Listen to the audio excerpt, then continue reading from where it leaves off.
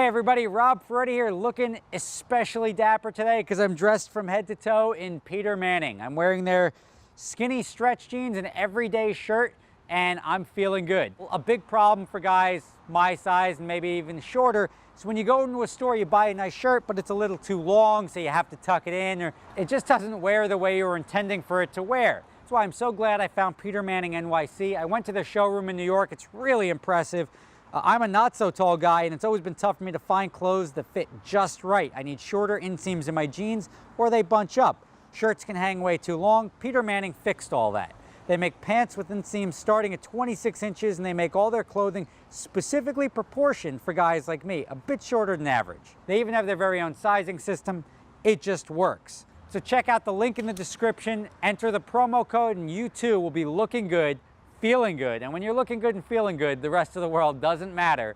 Thanks for watching. Now to today's video. What's up everybody? Rob Ferrari here at my local Ferrari dealership. And what am I doing here? I'm going to talk to you today about how to buy a car. And well, you just have money, you go in and buy a car. It's not really that simple. I've seen some things online, which is like, guy walks into a dealer dressed like a schmuck, pulls up in a Kia, walks into an exotic car dealership, doesn't get to test drive cars, drives away in a Rolls Royce or something like that. Be like, haha, I showed that dealer. Or you get the people that, I couldn't go test drive a Civic Type R, and that's BS. How do they expect me to buy it if I'm not going to test drive it? There's a lot of logic here, and one thing you have to realize is that a dealer wants to sell you a car. They don't want to devalue their car, but they want to sell you the car. Now, with the case of the Civic or any of a number of cars here that don't have to be test driven to be sold. You know what a LaFerrari is. The LaFerrari, you place the order, it comes in. I would say a lot of the cars that Ferrari sells, even a lot of cars that Lamborghini or McLaren sell, are sold without test drives. People know they want it, they order it, they buy it. They've got experience with the brand, they've got experience with luxury products, and they just purchase the car without a test drive. So when that car is sitting there, even if a dealer inventories it, and they know they have an F50 on the showroom floor, why are they going to let you test drive it? You have to ask yourself that. And it's the sales guy's job to effectively qualify you for a test drive. A test drive is used to seal the deal. The test drive is this guy, they want you to test drive the car. The test drive is the step before an undecided person purchases a car. So their goal is to get you to test drive a car. So you have to think about that when we're walking into a dealership. But say you walk in here and you had a Corvette, you had a Mustang, and now you've got a couple of bucks, you're looking to cash in your lifelong dream of owning an exotic, but you don't even know where to start. You've never driven anything outside of a Mustang. It's very, very easy to walk in and ask the right questions. The salesman is eyeing you, not so much the way you dress, because even I was a young guy when I used to buy cars, a young guy, never really dressed up. And when you go in, you have to know how you're representing yourself. If you ask the right questions or the wrong questions, is going to determine whether you test drive or whether you don't test drive.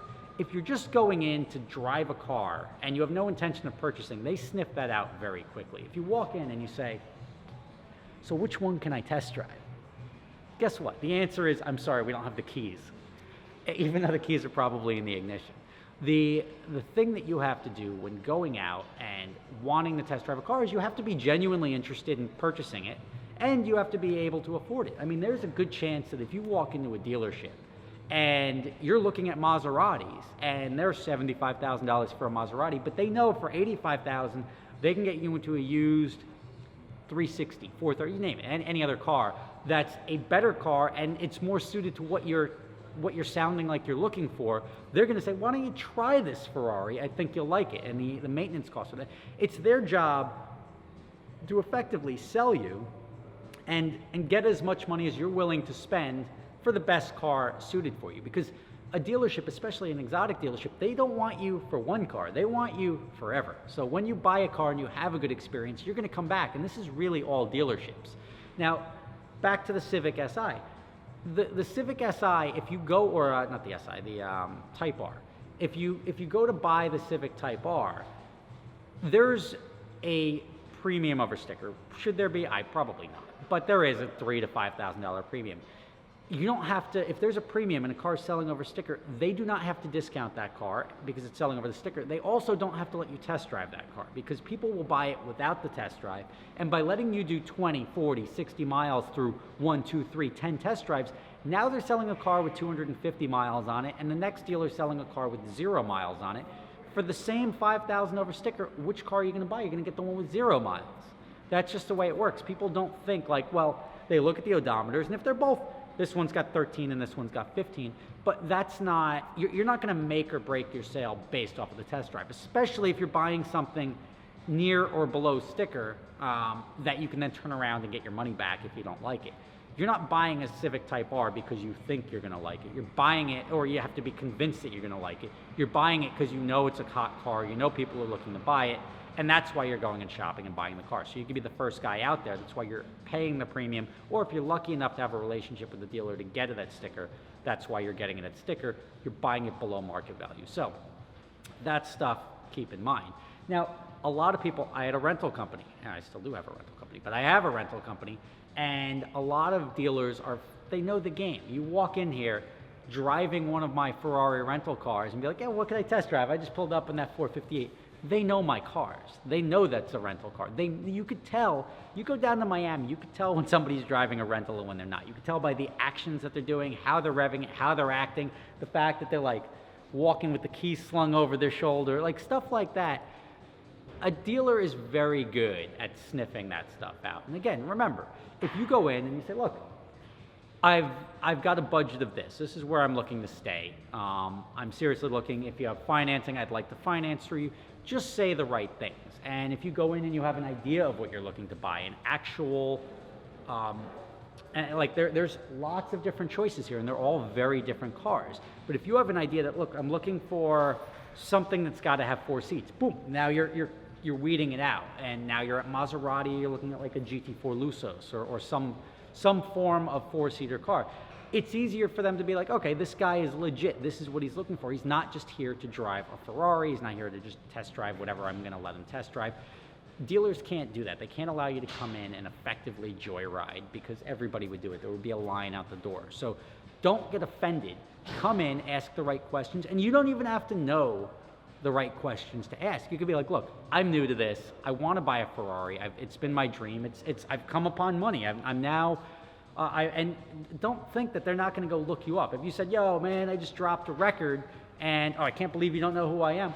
It's not their job to know who you are. So if you go out and you qualify yourself, and even if they check, like, okay, this guy is clearly legit, but if you have your fake Rolex on that you keep flashing to try to be like, check the watch, I'm cool. They know what a fake Rolex looks like. They know when you're driving a rental car. They know, like, just because you come in a Burberry shirt doesn't mean you can afford a Ferrari, and they're aware of that. And it's not just Ferrari, it's all exotics. If you come in and now we're legitimately new to this game, we want to go into a dealership, we want to talk to somebody. Hi, is there somebody I can talk to? I'm not really familiar with the brand. I'm familiar with this brand, or I just know I want a sports car. I've never driven one. A lot of times they're going to point you over to a rental company. Well, here's an experience, here's a rental company. And I've gotten a lot of calls from dealers, this one, other ones that I've dealt with. Hey, I've got this guy who wants to try out a Ferrari for a weekend. If you're going to go out and drop $250,000 on a new hot car, $300,000 on a new hot car, spending $3,000 for 2 days to drive it for the weekend and see if you like it or not, that's how you test drive a car. That's how you show you're serious. And we've sold a lot of cars through dealerships. We've sent a lot of people to dealerships because they've rented. They say, I need one of these in my life. They can afford it. They go buy one. But the guy that walks in and says, like, you're not going to let me test drive? You.